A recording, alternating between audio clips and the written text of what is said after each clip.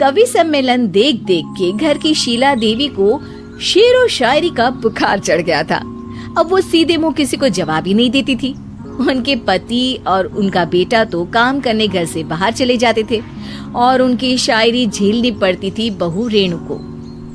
अब सास बोलती नहीं, अर्ज करती थी, संदूक पे रखी संदूक, संदूक में रखे झुमके, बहू झुमके निकाल के दे मेरे, कहाँ लगा रही है ठुमके।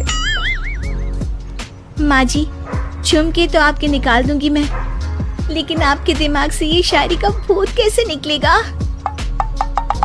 छोटे लोग नहीं समझेंगे, शायरी है शौक बड़ा, तू अपने काम से काम रख, मेरे काम में मत टांग अड़ा। शौक अलग बात है, लेकिन हर चीज में अपना शौक डाल देने से जग हसाई हो सकती है सासू माँ। अरे मैं हूँ एक नंबर कलाकार, कोई ऐसी वैसी बला नहीं, तुम घर के कामों में उलझी, समझोगी मेरी कला नहीं। ठीक है माँ जी, आप नहीं समझती तो कोई बात नहीं, लाओ मैं आपके झुमके ही निकाल कर दे देती हूँ। बहू सास के झुमके निकाल कर देती है और वहाँ से चली जाती है। शाम को बहू अपने पति से शिकायत करती है, सुनिए जी, आप माँ को कुछ समझाते क्यों नहीं? अरे क्या समझाना है माँ को? अरे अपनी शायरी थोड़ी कम करे ना। अरे तुमको उनकी शायरी से क्या दिक्कत है? अरे मुझे नहीं, पर पड़ोस में सब लोग हंसते हैं, कहते हैं बुढ़ापे में लोग सठिया जाते हैं, लेकिन शीला जी तो शायर हो गई हैं। अरे लोगों का काम है कहना, लोगों की बातों का क्या टेंशन लेना। अरे वाह, मैंने भी शेर कह दिया, वाह वाह वाह वाह। देख लो, तुमसे किसी ने कहा नहीं और तुम्हारे सामने कोई माँ की बुराई नहीं करता तो तुमको फर्क नहीं पड़ रहा। अरे तुम खामखा की बात का बतंगड़ बना रही हो। चलो चाय बना कर ले आओ मेरे लिए, साथ पियेंगे, कोई ढंग की बातें करेंगे। रेणु चाय बनाने लगती है। पहले वो अपने पति को चाय देती है, फिर सास को और आखिर में अपने ससुर को। लेकिन वो देखती है कि ससुर जी कुछ परेशान से हैं। क्या हुआ ससुर जी, कोई बात हो गई है क्या? अरे तेरी सास बात बात पे शायरी करती है। कल मैंने पूछा कि खाना खाया तो तेरी सास ने क्या जवाब दिया पता है? अरे गलती की और आरोपी ने कोड़े खा लिए फटाफट, खाना तो नहीं पर पकोड़े खा लिए झटाझट। अब बता क्या जवाब दूं इस बात का? वो तो सभी से शायरी में ही बात कर रही हैं, मुझे भी समझ में नहीं आता कि क्या करूं मैं। बेटा उसको उसी की भाषा में जवाब देना पड़ेगा। मैं तो आम बातचीत में भी उसके सामने कुछ नहीं बोल पाता, शायरी में क्या बोलूंगा भला। ससुर ने जैसे ही कहा कि उसको उसी की भाषा में जवाब देना पड़ेगा, बहू को ये बात जच गई। अगले ही दिन वो शायरी की कुछ किताबें लेकर आई और शायरी की प्रैक्टिस करने लगी ताकि सास को उन्हीं की भाषा में जवाब दे सके। उसने दिन रात एक कर दिए। एक दिन सब साथ में बैठकर टीवी देख रहे थे, तभी रेणु सबके लिए बिरयानी बनाकर लाती है, लेकिन सास को बिरयानी भाती नहीं।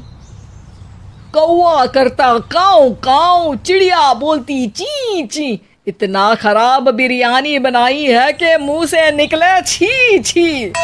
बस इसी मौके का तो बहू को इंतजार था, क्योंकि अब बहू सास को उसी की भाषा में जवाब देने के लिए तैयार थी। माँ जी, हमको अपनी ये बेकार शायरी ना सुनाइए, जैसी भी बनी है बिरयानी चुपचाप खाइए। ससुर जी और रेणु के पति ने रेणु का जवाब सुनते ही जोर से ताली बजाई और सास ने जब रेणु का शायराना जवाब सुना तो उनके गले में बिरयानी अटक गई। बहू ने एक और शायरी का तीर छोड़ा। शायरी में बहू के सामने सास हो जाएगी ढेर, क्योंकि सास मारेंगी एक शेर तो बहू मारेगी 1.25 शेर। सास को छोड़ के सब वाह वाह करने लगते हैं।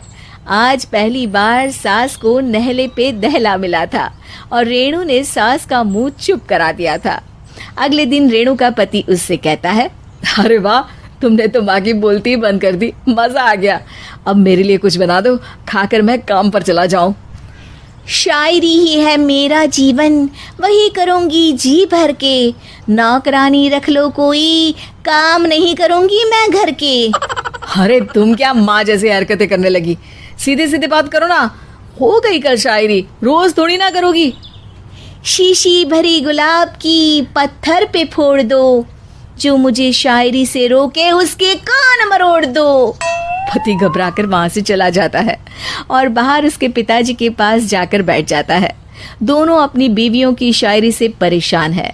ससुर को पछतावा होता है कि क्यों उसने बहू को सास की भाषा में ही जवाब देने का आइडिया दिया।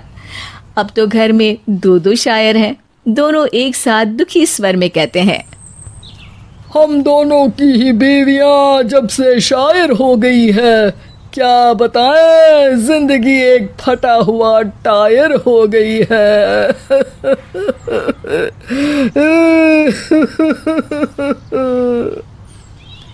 हम दोनों की ही बीवियां जब से शायर हो गई है, क्या बताए जिंदगी एक फटा हुआ टायर हो गई है।